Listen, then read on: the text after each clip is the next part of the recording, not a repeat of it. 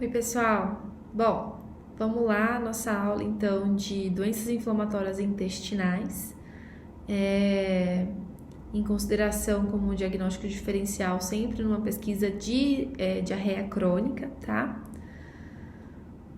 As doenças inflamatórias intestinais, elas compreendem duas doenças principais, que é a retocolite e a doença de Crohn. A gente vai falar um pouquinho de cada uma, tá? A aula está dividida em duas partes, mas vai estar tudo junto aqui, tá bom? Essa primeira parte eu vou falar de epidemiologia, definição e conceito, patogênese e fisiopatologia, fatores de risco, manifestações clínicas, principais diferenças e sobre a colonoscopia, tá? Bom, sobre a epidemiologia, a gente vê um aumento da incidência nos últimos 50 anos, principalmente em países desenvolvidos, sendo que 3 a 4 milhões de pessoas no mundo estão acometidas por essas doenças, tá? A doença de Crohn varia aí de 0,16 a 16 pacientes a cada 100 mil habitantes e a retocolite de 0,5 a 24 pacientes a cada 100 mil habitantes. Aqui nesse quadro a gente vê então que realmente existe uma prevalência maior, né, uma incidência maior no hemisfério norte, tá? Com os países coloridos aí, a gente vê que esses países que estão aqui estão em vermelho, né? São os países com uma incidência aí com mais de 12 pacientes por 100 mil habitantes, mas o Brasil também aparece aqui como um vermelho escuro, né? De 2 a 3,9 pacientes a cada 100 mil habitantes na incidência da doença de Crohn. E na retocolite a gente ainda vê esse predomínio importante do hemisfério norte, mas o Brasil já aparece aqui, ó, nesse, aqui é o amarelo, né? Então, sendo de 4 a 5,9 pacientes a cada 100 mil habitantes, tá? A gente vê nesse quadro também como que a incidência está se elevando conforme o passar do tempo. Então, aqui, ó, 1980, 90, os anos 2000, a gente vê todas as barrinhas aqui subindo, né, em todos os países. Assim como para a retocolite, mesma coisa, o Brasil está em verdinho, ó, aqui a linha do verdinho do Brasil e aqui da retocolite. Bom, vamos lá de definição, né? A definição de doença inflamatória intestinal é que são duas grandes entidades, tá? Doença de Crohn e a retocolite. Dentre esses pacientes, 10% acaba ficando num meio termo ali, acaba não fechando o diagnóstico, mas isso cada vez é menos comum, tá? Mas ainda assim a gente tem essas colites que ficam inespecíficas, tá? São doenças multifatoriais e elas são características de surtos de remissão e exacerbação, tá? A doença de Crohn tem esse conceito, então, que ela caracteriza-se por focos de inflamação transmural e pode afetar qualquer segmento do trato gastrointestinal, desde a boca até o ânus e a região perianal.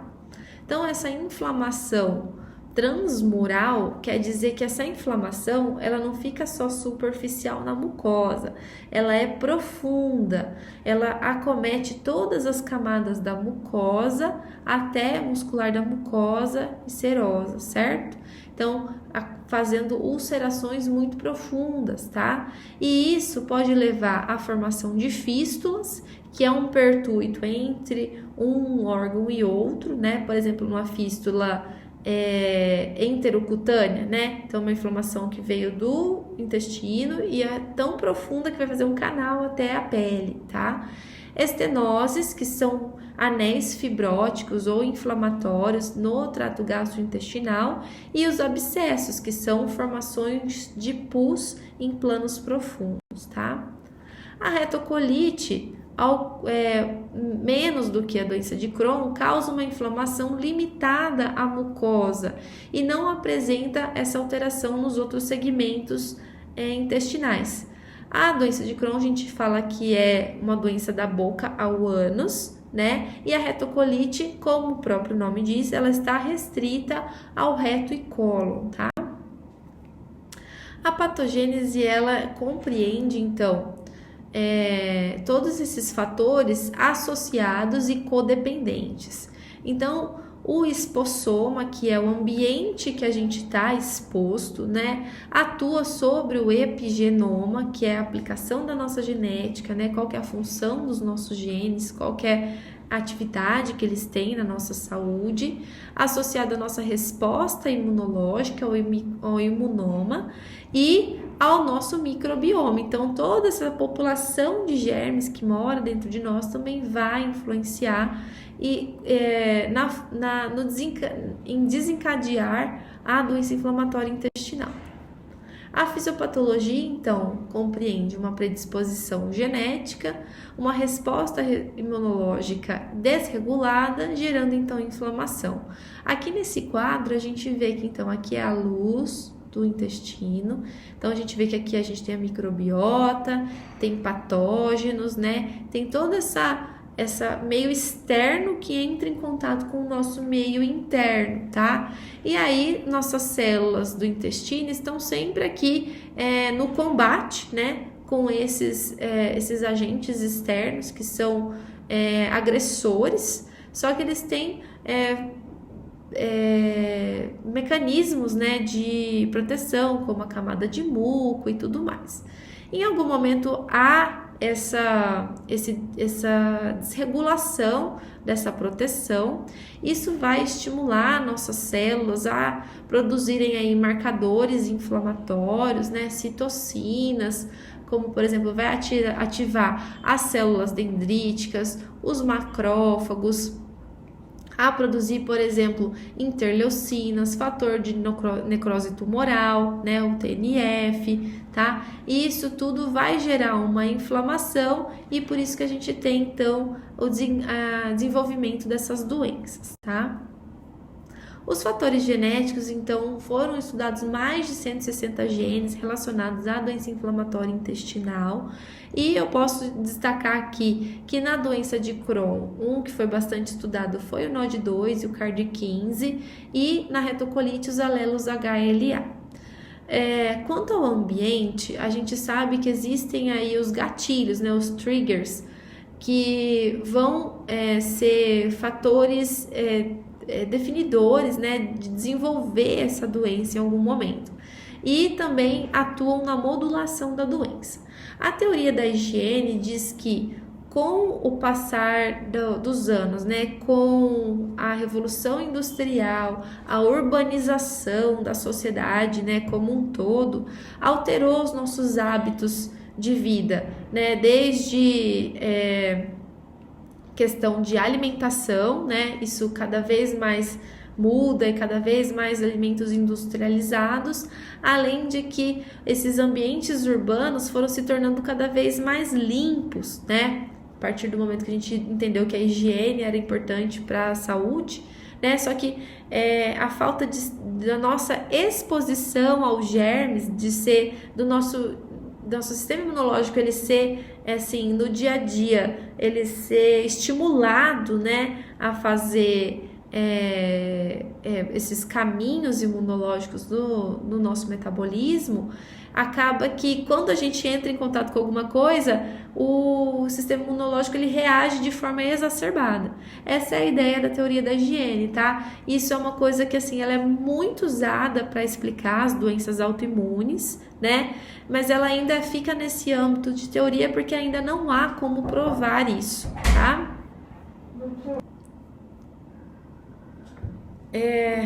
A gente sabe que, então, o papel da dieta, né, é importantíssimo, obviamente, né? O estilo de vida, conforme mais urbano e mais industrializado se mostra um fator de risco maior para desenvolver essas doenças. Por isso, por exemplo, que a gente vê que o hemisfério norte, né, que tem os países mais desenvolvidos, tem essas taxas de incidência maior do que no hemisfério sul dessas doenças.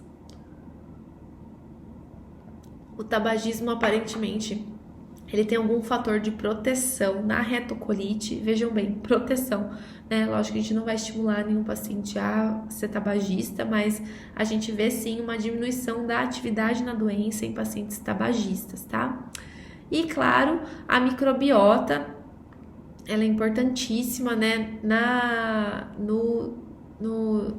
para desenvolver essas doenças, né? A gente sabe que a microbiota hoje ela é estudada grandemente em vários setores da medicina, várias disciplinas usam a microbiota como foco de estudo. E a gente vê aqui nesse gráfico, né, do tempo, mostrando que a nossa microbiota ela se inicia no momento do nascimento, tá? Pela via de parto. Então, via de parto vaginal, a gente sabe que o bebê ele vai ter o primeiro contato com uma flora benéfica, que é a flora vaginal, tá? A microbiota vaginal, enquanto o bebê que nasceu de parto cesárea, a primeira microbiota que ele vai ter contato vai ser o do médico, da mesa e do enfermeiro e etc, antes de chegar na mãe, tá? Apesar disso, a gente sabe que o aleitamento materno ele tenta compensar isso, então por isso que a gente continua estimulando bastante, né, aleitamento materno em todas as circunstâncias, tá? A gente vai ter fatores genéticos que vão influenciar também na formação dessa microbiota, a via de parto, né, igual eu falei, o local que essa pessoa nasceu também, né, os fatores de higiene, fatores de estresse também, seja um estresse de doença quanto estilo de vida. Fatores relacionados à dieta e nutrição, qual tipo de dieta e nutrição que esse bebê, essa criança foi exposta durante a vida, e o uso de medicações, tá? Então, essa microbiota, ela tem uma projeção aqui de ser uma microbiota saudável, porém, em algum momento a gente pode ter perturbações, tá? A partir dos 3 anos, a gente sabe que a microbiota ela se torna perene, então esses primeiros 1000 dias são muito importantes para uma formação de uma microbiota saudável, né? Então, a partir desse tempo aqui, a gente vai estar então sujeito a essas perturbações, né, como doenças infecciosas, doenças metabólicas, doenças inflamatórias, e isso tudo vai desencadear o desenvolvimento das doenças inflamatórias intestinais, tá? Tudo isso vai estar associado.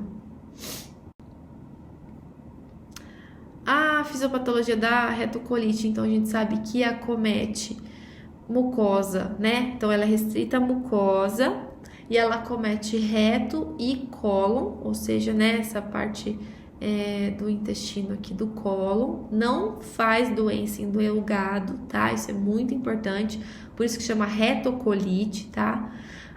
Essa inflamação, ela tem uma característica de ser ascendente e contínua, tá? A gente pode ter só o reto, pode ter reto e sigmoide e cólon descendente, transverso, ascendente, seco, e quando a gente tem o acometimento de todo o cólon, uma pancolite, por exemplo, tá? Enquanto a doença de Crohn, a gente tem aquele acometimento transmural, ou seja, ele é mais profundo, e ele tem essa característica de ser um acometimento descontínuo e salteado, tá? Ele tem um acometimento aleatório, então a gente tem a doença em diversos segmentos ao mesmo tempo, tá? Ela não tem essa característica de ser ascendente e contínua como a retocolite, tá? Um achado importante seria que na biópsia, o achado de granulomas não caseosos, ele é sugestivo da doença de Crohn, enquanto os outros achados histológicos a gente vê tanto na doença de Crohn quanto na retocolite, tá? Fatores de risco. Então, a idade, né? Pacientes entre 15 e 40 anos tem uma leve preferência de sexo feminino para o masculino, mais frequente em pacientes brancos e judeus. Importante sempre na história familiar porque parentes de primeiro grau são considerados fator de risco para desenvolver doença inflamatória intestinal. Sobre o tabagismo que eu falei, então ele é maléfico para a doença de Crohn e ele tem um benefício na atividade, no sintomatologia da retocolite, tá? A dieta ocidental, que seria essa dieta mais industrializada, né, mais gordurosa, ela é um fator de risco também para desenvolver a doença inflamatória intestinal. A atividade física, ela se mostrou muito benéfica para o desenvolvimento da doença de Crohn e diminuiu o risco. A obesidade aumenta o risco de complicações, tanto na retocolite quanto na doença de Crohn. E o uso de anti-inflamatório não esteroidal, né, os AINES, ele aumenta o risco para a doença inflamatória intestinal, inclusive para a atividade da doença. A disbiose, né, que é a alteração da microbiota, associada então ao uso de antibióticos, gastroenterites, né, de repetição. Isso pode alterar a microbiota a ponto de ser um daqueles gatilhos que a gente vê como desencadeador das doenças inflamatórias intestinais. E a apendicectomia é considerada um fator de risco para a doença de Crohn.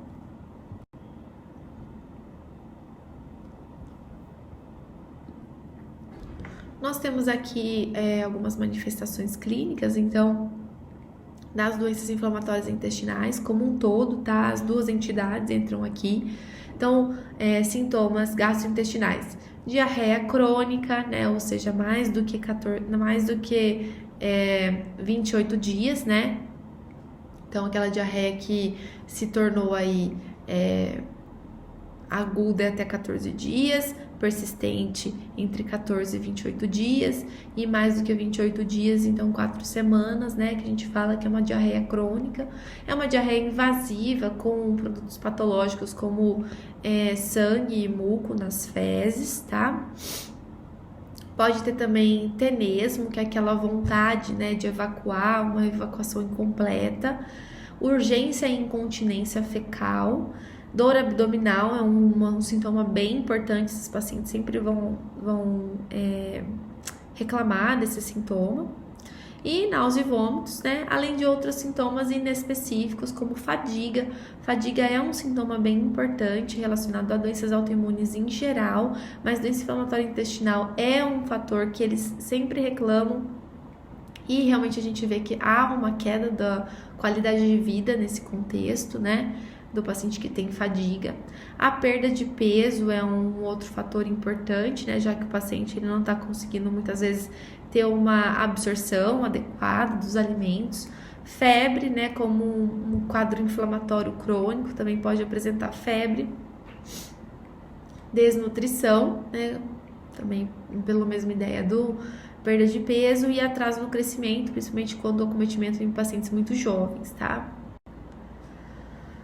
A doença de Crohn, especificamente, pode apresentar, então, estenoses, que são aqueles anéis inflamatórios, ou mesmo fibróticos, fístulas, que são esses pertúitos, né? Pode haver uma fístula enterocutânea, enteroenteral, né? Que ou enteroentérica, né? Que é de uma alça para outra, enterovesical, do intestino para a bexiga.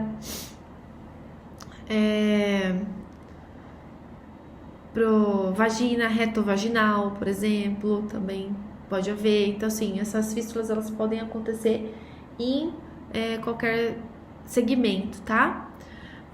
Os abscessos, né? Então, coleções aí de pus em planos profundos. Doença perianal é um fator importante na doença de Crohn, que são a formação dessas fístulas, desses abscessos na região perianal. E a desabsorção, por quê? Porque a doença de Crohn, ela acomete delgado. Então, se ela acomete delgado, a gente vai ter um quadro maior de desabsorção, de desnutrição, certo?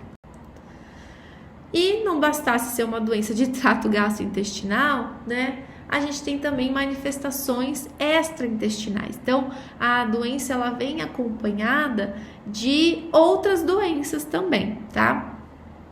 Então, as manifestações extraintestinais da doença inflamatória intestinal incluem manifestações hepatobiliares, osteoarticulares, dermatológicas, oculares, renais, hematológicas. Por exemplo, no fígado, pode acometer as vias biliares com uma doença que chama colangite esclerosante primária, tá? É caracterizada então por dilatações e estenose das vias biliares. Ela é uma doença progressiva, né? Que ela tem um caráter assim de gravidade. Ela pode ser um fator para desenvolver um colangiocarcinoma. Ela é muito mais comum na retocolite do que na doença de Crohn e ela é caracterizada nos exames laboratoriais por colestase, ou seja, aumento da fosfatase alcalina, tá? Aqui nesse exame a gente vê uma ressonância de via biliar que mostra, então, na verdade contrastou, né, a via biliar, e aí dá pra ver aqui, ó, a gente tem então a via biliar que é normal, né, a gente vê que não tem nenhuma dilatação, nenhuma estenose, enquanto aqui a gente vê, olha só como ela é bem diferente, ó, estenose, dilatação, ó, estenose, dilatação. Isso aqui é um achado, então, sugestivo de colangite biliar primária, tá? Desculpa, colangite esclerosante primária, tá? CEP. Acometimento osteoarticulares. A artralgia é um sintoma bem comum, tá? Então, dor nas articulações.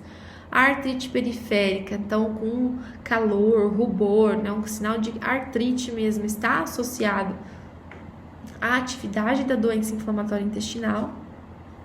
E a espondilite, né? Que é aquele acometimento da coluna vertebral. Ela é uma doença também associada a doença inflamatória intestinal e ela ocorre de forma independente da atividade da doença, tá?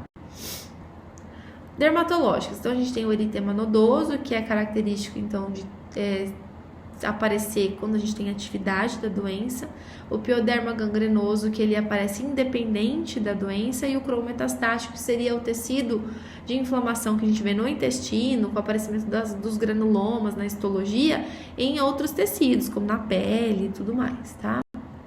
Ó, esse aqui é o eritema nodoso, tá? É uma paniculite, assim, restrita, né, a pequenos nódulos, né? Por isso chama eritema nodoso, ele é bem doloroso e depois que a gente controla a doença do intestino, ele acaba desaparecendo, tá?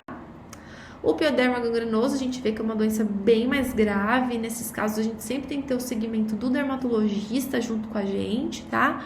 E ele não tá associado à atividade da doença inflamatória intestinal no intestino, e a gente denota como uma doença mais grave, tá? As alterações oculares, então a gente vê aquela síndrome do olho vermelho, que pode ser uveíte, esclerite, conjuntivite, e pode ou não estar associado à atividade da doença. Então, ó, a gente vê que não tem muita diferença, mas a gente sempre vai pedir uma avaliação do oftalmologista, né? Uveíte, episclerite, certo? Outra manifestação que pode acontecer é a formação de cálculo renal, tá? Por hiperoxalúria, formando então litíase renal. Hematológicos, então pela inflamação, né? A gente pode ter hipercoagulabilidade e fenômenos trombóticos. E aqui esse quadro é bem importante, tá? Bem importante. A gente vê aqui então as principais diferenças, vai ter esse slide o próximo, tá? Nesse slide a gente vê então a diferença na extensão da retocolite, que ela é restrita ao cólon e o reto, e na doença de Crohn é todo o trato gastrointestinal. O padrão inflamatório na retocolite é contínuo e ascendente, na doença de Crohn é descontínuo e salteado. A penetrância na retocolite é apenas a mucosa e na doença de Crohn é transmural. O canal anal não é acometido, o canal anal, tá? Não é o reto, canal anal não é acometido na doença de Crohn, na retocolite, enquanto na doença de Crohn a gente vê fístulas, abscessos, as manifestações extraintestinais ela, por exemplo, a retocolite, ela tá muito associada à colangite esclerosante primária, que é esse CEP aqui, tá? Enquanto na doença de Crohn a gente vê todas as outras manifestações, inclusive colangite esclerosante primária, tá? O envolvimento retal na retocolite a gente sempre vê, na doença de Crohn ocasionalmente. Na retocolite a gente tem úlceras superficiais, na doença de Crohn são úlceras mais profundas, a gente vê pseudopólipos mais frequentemente na retocolite do que na doença de Crohn. Então, pseudopólipos é uma área de doença rodeada por mucosa normal, tá? Uma mucosa doente rodeada por uma mucosa normal, por isso que chama pseudopólipo, né? Um pólipo de mentira, tá? E aí esses outros quadros aqui, serosite, fístulas, granulomas, estenoses e a má absorção são comuns na doença de Crohn, e o megacolon tóxico, que é uma complicação da retocolite, tá? Vou mostrar para vocês então algumas imagens de colonoscopia.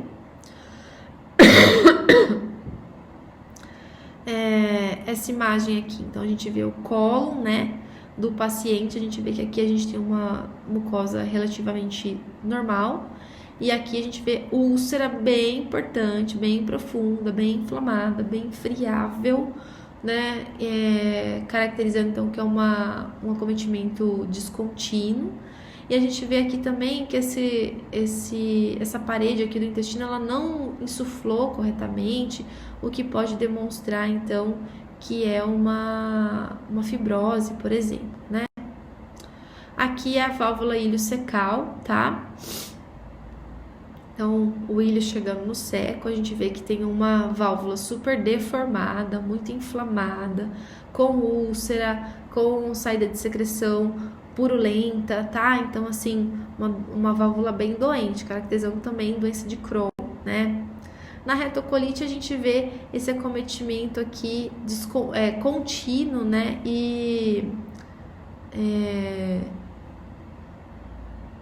Contínuo e ascendente, tá?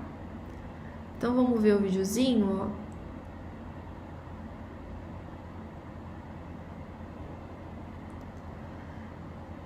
Então, a gente tá vendo aqui o intestino, o cólon, né? A gente vê que tá, olha só, quanta inflamação, né? Microabscessos também, uma mucosa, assim, muito inflamada, muito edemaciada, né? Bem doente. E essa inflamação contínua, né? A gente não vê aquelas úlceras salteadas. Ó, aqui a gente vê que é uma mucosa que tá muito friável, ou seja, só de encostar o aparelho já sangra, tá vendo?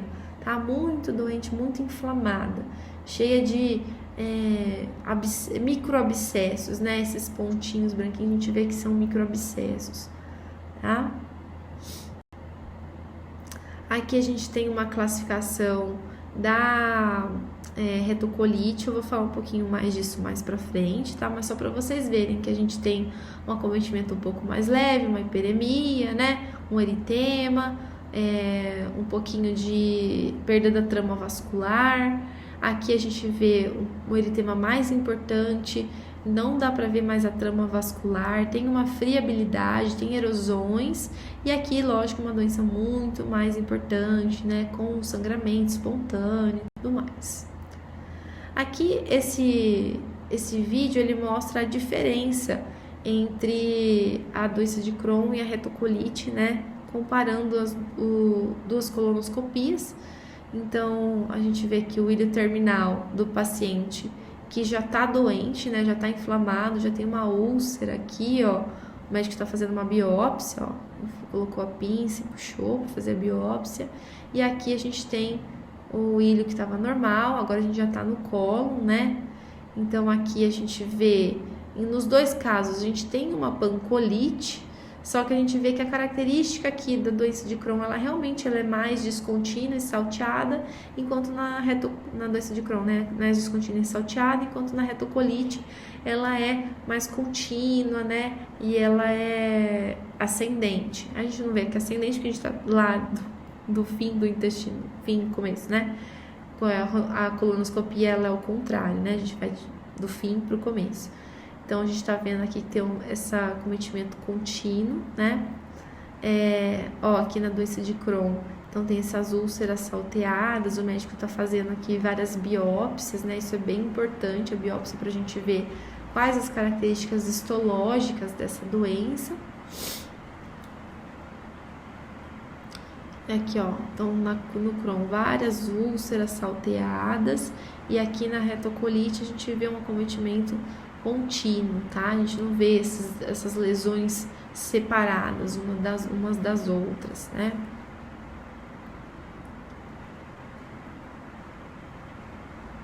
Fazendo outra biópsia aqui, essa pinça de biópsia tem cerca de 5 milímetros, então para você ver que é um aumento importante, né, do tamanho das imagens. Ó, aqui fez uma biópsia também, sangrou. Muito bem. Mensagens finais da primeira parte. Então, a doença inflamatória intestinal é um termo utilizado para designar a doença de Crohn e a retocolite ulcerativa. A doença de Crohn, ela pode acometer todo o trato gastrointestinal, com inflamação transmural, podendo levar a estenoses, fístulas e abscessos. A retocolite acomete a camada mucosa do intestino, né? Só a mucosa, e compreende uma doença localizada em reto e colo. A fisiopatologia não é totalmente conhecida e abrange fatores ambientais e genéticos. A apresentação clínica ela é semelhante em ambas as patologias. Tem algumas diferenças importantes, que é aquele quadrinho que é bem importante estudar ele, tá? As manifestações extraintestinais, ela tem um valor diagnóstico e prognóstico, podendo influenciar no tratamento e na sobrevida. Então, vamos supor que é um paciente que ele tem a retocolite, desenvolve no caso da colangite esclerosante primária, esse paciente ele vai ter uma outra doença grave no fígado, e ele pode desenvolver, por exemplo, um colangiocarcinoma. Então, são vários outros problemas associados à doença de base, que é a retocolite, né? E o exame endoscópico, né, é o principal exame, tá? É nele que a gente vai ver características macroscópicas e microscópicas, e esses achados vão ajudar a gente a fechar o diagnóstico definitivo desse paciente, certo? Muito bem, vamos então para a segunda parte da aula, tá? Uma parte um pouquinho mais curta. Nessa segunda parte a gente vai falar então de investigação diagnóstica, classificação e tratamento, tá? Aqui no laboratório, né, que faz parte da investigação diagnóstica, a gente vai ter o hemograma, mostrando então anemia, queda do HB, né, do HT, alteração do VCM, HCM, inflamação com elevação de leucócitos, perfil do ferro, ferritina, ácido fólico, vitamina B12, podem estar alterados em relação a perdas crônicas, ou então na vitamina B12 pela falta da absorção, né, da vitamina B12 no ilho terminal, por ele estar doente, né? A albumina demonstra, nesse caso, um déficit nutricional, e os marcadores inflamatórios, né, a proteína C reativa, a velocidade de hemossedimentação denotam a inflamação. São exames que a gente vai usar como marcadores de inflamação. O ASCA e o PANCA são anticorpos que no momento a gente não usa mais, tá? Eles não definem diagnóstico, não tem grande relevância na prática clínica, a gente acaba não usando mais, tá? Mas a título de estudo para provas de residência e tudo mais, pode ser que isso seja pedido, né? Então, o ASCA é um marcador para Crohn e o PANCA é para retocolite, sendo que, para lembrar, então lembre que o ASCA é o sim Crohn e o PANCA é o não Crohn, tá? Não esquecer mais. Outros biomarcadores, temos a calprotectina fecal com a lactoferrina e a lactoferrina. Esses biomarcadores, então, né, a calprotectina, eles são marcadores de inflamação do intestino, a gente vai usar para diagnóstico e para segmento. E aqui nos exames endoscópicos a gente vê então a ileocolonoscopia, né, que é a colono, né, um outro jeito de chamar. Então, além que a gente vai olhar então o ilho e cólon, aqui tem várias imagens, né, Então, de úlcera, de processo inflamatório contínuo, né, que é na retocolite, umas úlceras mais profundas. A endoscopia também é um outro exame que a gente pode lançar a mão, já que na doença de Crohn a gente tem todo o trato gastrointestinal acometido, né, que, por exemplo, a gente tem uma úlcera no duodeno, aqui na válvula ileocecal, né, na colonoscopia. Também na coluna a gente tem úlceras, né, demonstrando então uma característica associada com a doença de Crohn. Mais imagens parecidas com o que vocês já viram. Aqui também cheio de aquele aspecto de pedra em calçamento. Aqui é o mesmo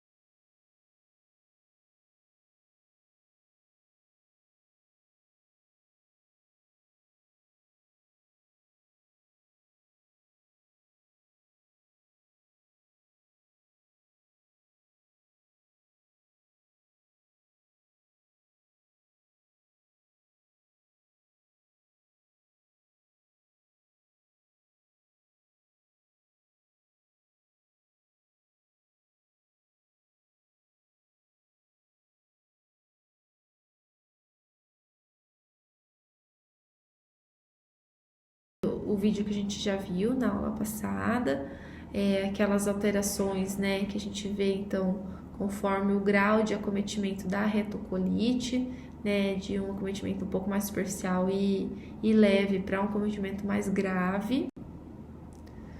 A formação dos pseudopólipos, que seria, então, áreas de mucosa doente rodeadas por área de mucosa normal. Aqui também pseudopólipos. E dentre os exames endoscópicos a gente também tem a enteroscopia. Então, se a gente olha a endoscopia até o duodeno, né, e a colonoscopia até o final do ilho, fica um pedaço grande de intestino delgado que a gente não consegue avaliar. E foi desenvolvido esse aparelho, tá? Ele é pouco acessível, né? Só mesmo em grandes centros que ele existe e não é disponível no SUS. Então, aqui nessa imagem a gente vê que entra com o aparelho, aí você tenta fixar com um balão para conseguir observar, né, a parte do duodeno. E também temos a cápsula endoscópica, que é uma câmera bem pequenininha, que o paciente deglute essa câmera, ela vai tirando fotos, tá? Demonstrando se há ou não úlceras no duodeno. Também é outra forma de avaliar, aliás, no duodeno não, né? No intestino delgado, tá? Para avaliar o intestino delgado. Então, por exemplo, aqui tá vendo, né? Várias imagens de úlcera, né? Dentro do delgado, a gente não pode biopsiar, a cápsula não tem essa capacidade, mas tem essa capacidade de registrar, né? Essas alterações. Lembrar que a cápsula a gente não pode usar em caso de suspeita de estenose, tá? Porque ela pode impactar e fazer uma obstrução. Dentre os exames radiológicos, a gente tem o trânsito intestinal, tá? Que é um exame pouquíssimo utilizado hoje em dia, ainda para avaliar o delgado. E a gente acaba que já não utiliza ele, porque a gente tem exames muito melhores, né? Por exemplo, a enterografia por tomografia ou por ressonância vai ser um exame excelente, tá? A enterorressonância, por exemplo, ela substitui um exame de imagem como a enteroscopia, tá? Então, aqui a gente vê, ó, tem uma estenose, né? A gente consegue ver, ó, vem aqui o intestino, pá, estenose, ó, consegue avaliar a estenose, né? Então, para que a gente vai fazer um exame de imagem, principalmente na doença de Crohn, procurando estenoses, avaliação de fístulas, de abscesso, da doença perianal, tá? A classificação da retocolite, a gente tem essa classificação de Montreal, em que classifica como proctite ou retite, uma colite esquerda e uma pancolite, quando a gente tem todo o cólon acometido. A gente tem também aquela classificação pela Mayo Score, tá? Que foi aquela imagem que eu já mostrei para vocês algumas vezes. A gente também tem aqui, então, pelo score da Clínica Mayo, né, avaliação de frequência de evacuação, sangramento, retal, achados endoscópicos, uma avaliação médica global e, conforme uma pontuação, a gente tem um score demonstrando se o paciente está em atividade leve, moderada ou grave, tá? A doença de Crohn também pode ser avaliada por esse score, né, da classificação de Montreal. Avaliação é diferente, avalia a idade no diagnóstico, localização do acometimento, o comportamento da doença, se ela tem se ela é estenosante, se ela é penetrante, tá? Nessa imagem a gente vê, então, pela classificação, né, se o paciente tem só doença em cólon, só em ilho terminal, se ela é salteada, se eu tenho cometimento de trato superior, tá? O que eu preciso saber dessas classificações? Existe uma classificação Montreal para retocolite, né? Existe uma classificação Montreal para doença de Crohn, tá? Quais são os objetivos do tratamento agora? A gente está indo para a reta final aqui da aula. A gente quer, então, remissão clínica, ou seja, acabar com os sintomas. A remissão endoscópica, eu quero uma colonoscopia, uma helicolonoscopia, endoscopia todas normais, macroscopicamente. E quando a gente fizer a biópsia, eu quero também uma normalidade histológica, isso seria o ideal, tá? E, claro, os marcadores laboratoriais também têm que estar normais. No tratamento global, a gente vai fazer sempre um suporte nutricional e psicológico, visto que a alimentação desses pacientes, ela deve ser orientada especificamente, e também um acompanhamento psicológico, pensando que é uma doença muitas vezes debilitante, que vai alterar a qualidade de vida desse paciente. A vacinação é importante, tá? Principalmente que existem algumas vacinas que os pacientes não vão poder fazer uso. Como cuidados pré-biológicos também, um dos tipos de tratamento é o biológico, então a gente tem que vacinar esse paciente para ele evitar qualquer tipo de infecção que seja prevenível com vacina. Evitar sempre o uso de anti-inflamatório não esteroidal, porque essas medicações elas são deflagradoras de atividade da doença. E pensar sempre no rastreio de neoplasias, tá? Pensando que o paciente que tem doença inflamatória intestinal, ele evolui com displasias e eventualmente com neoplasia de intestino. O tratamento, então, existe essa forma de tratar, que é o step-up e o top-down, tá? De uma forma geral, assim, né, doenças mais leves, a gente pensa em tratar primeiro com medicação via oral e depois passa para uma medicação mais invasiva, imunossupressora ou biológica, ou top-down, que a gente já começa com uma terapia de ponta, tá? Hoje em dia a gente preza muito por começar com a terapia de ponta, porque a gente sabe que a longo prazo a segurança e a eficácia dessas medicações são muito melhores, tá? Na retocolite a gente ainda usa o derivado de 5-ase, que é mesalazina e sulfasalazina, e isso não se usa mais na doença de Crohn, tá? Os esteroides, né, o corticoide, prednisona, essas coisas a gente vai usar sempre para tentar remitir o paciente em crises muito agudas, alguma coisa assim, mas sempre em curto prazo. E a gente sempre vai começar a fazer uma imunossupressão, tá? E a gente pode ou não pular essa parte, né, de usar azatioprina e metotrexate e já usar os biológicos. Aqui tá escrito só anti-TNF, que é um dos biológicos que a gente tem, tá? Então, medicamentoso, a gente tem um derivado de 5-ase, mesalazina e sulfasalazina, que tem uma ação tópica no intestino, no cólon e no reto, tá? Aí a gente ainda usa na retocolite. Os corticosteroides, sempre pensando em controle de atividade, lembrando que ele não é um tratamento, tá? A gente assim, um período de um momento que a gente tem que correr melhorar um pouquinho o sintoma do paciente para ele aguentar chegar com um tratamento específico, que seria, na maioria dos casos, hoje em dia, os biológicos, tá? Os imunossupressores, então, alguns casos selecionados vão usar ainda azatioprina, metotrexate, ciclosporina, mas hoje o top de linha vai ser, então, essa terapia biológica, tá? E a gente tem várias opções hoje no mercado, infliximab, adalimumab, vedolizumab, ustekinumab, tofacitinib e golimumab, vários mecanismos de ação também, tá? O tratamento, então, a gente pensa que esse paciente com retocolite, por exemplo, a gente começar um caso mais leve com mesalazina, né? Na doença moderada, pode haver algum momento que vai precisar de corticoide, mas você já pensa em começar um imunossupressor. E se o paciente apresenta já uma doença grave ou evoluir para uma doença grave, sempre pensar em terapia biológica, tá? A avaliação desses pacientes, ela deve ser realizada de 3 a 6 meses, né? Sempre quando há uma troca aí de medicação, pra gente ver se isso tá dando certo, senão a gente já pensa em trocar, tá? Mesma coisa na doença de Crohn, mais ou menos, tirando que a gente não usa derivado de 5-asa no Crohn. E o uso do corticoide hoje realmente é muito restrito, tá? Então a gente sempre considera o paciente com Crohn que ele é moderado ou grave. E a gente tá, hoje em dia, focando mais nesse tratamento biológico, que ele é realmente muito mais seguro, melhor para o paciente, tá? E aí temos mensagens finais já. As doenças inflamatórias intestinais, elas podem ser classificadas conforme a sua apresentação clínica e endoscópica. Os exames subsidiários são os exames endoscópicos, como a colonoscopia, a cápsula endoscópica, enteroscopia. Os radiológicos são a enterografia por ressonância ou por tomografia.